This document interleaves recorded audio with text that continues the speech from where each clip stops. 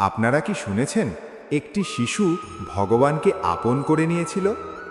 একজন নারী ভক্ত বৃন্দাবন থেকে বিহারীজিকে নিয়ে নিজের বাড়িতে এলেন। তখন গোলু ঘরে ঢুকে মাকে জিজ্ঞেস করল, মা, এ কে?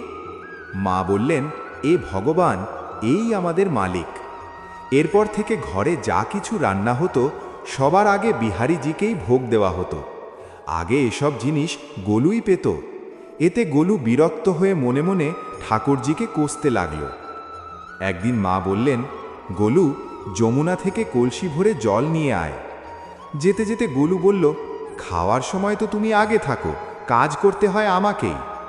যমুনায় গিয়ে সে দেখল জলের মধ্যে বিহারীজি নিজেই দাঁড়িয়ে আছেন। বললেন, দে গোলু, আমি ভরে দিই। তিনি নিজেই কলসি ভরে বাড়ি এনে দিলেন।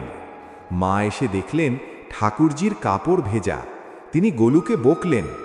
পরদিন আটা পেশার কাজেও একই ঘটনা হলো।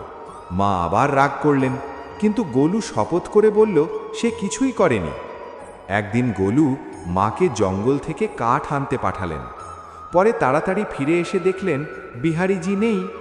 বাইরে গিয়ে দেখলেন ঠাকুরজি নিজেই কাঠ বহন করছেন।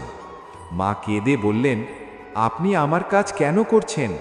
বিহারীজি হাসলেন, তোমার ছেলে আমাদের আপন করে নিয়েছে, আর যে আমাদের আপন করে নেয় আমরা তারই হয়ে যাই।